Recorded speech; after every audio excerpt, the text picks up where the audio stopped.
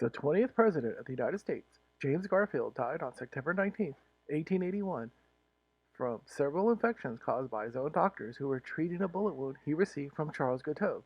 He was 49 years old. The president was shot in the back by Guiteau on July 2, 1881, inside the Baltimore and Potomac Railroad station. Garfield was leaving Washington, D.C. to begin his summer vacation. Guiteau, who had been stalking the president for weeks, was declared legally insane back in 1875, was mad at the president because he felt slighted by him. Garfield, who was in shock from the gunshot wound, was taken upstairs at the train station before being transported back to the White House for further treatment. A team of doctors worked on the president and decided on how best to remove the bullet wound. They were concerned at first that Garfield might die at any time. After a few days, he seemed to be getting better.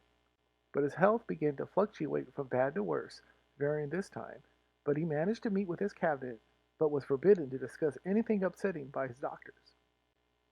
Alexander Graham Bell made a crude metal detector in hopes of finding the bullet that was lodged in the president's body, but the metal springs in his bed made it impossible to locate.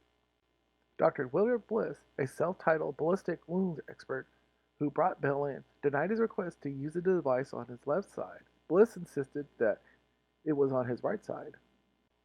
For weeks, the doctors continued to prod around Garfield's body with dirty hands and unsterilized medical equipment, trying to locate the wound. By the end of August, the president's health began to deteriorate rapidly. His body weight dropped from 210 to 130 pounds, and he was unable to keep food down.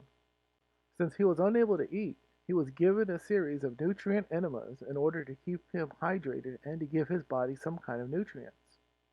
The unbearable heat and humidity of Washington, D.C., along with the unsterilized conditions that Garfield was kept in, made his health worse. In a last-minute desperate measure to save the president's life, he was taken to the Jersey shore on September 5th to a small town called Elberon. The doctors felt that ocean air might be good for him. Garfield's health became very grim as new infections crippled the already infirmed man. On September 18th, he asked his friend Colonel Rockwell about how historians would view him and his presidency. Rockwell told him that he had much more to accomplish. Garfield replied, "No, my work is done." David Swain, the Judge Advocate General for the United States Army, was at Garfield's bedside before he died. The president requested a glass of water and said to him, "Oh, Swain, this terrible pain.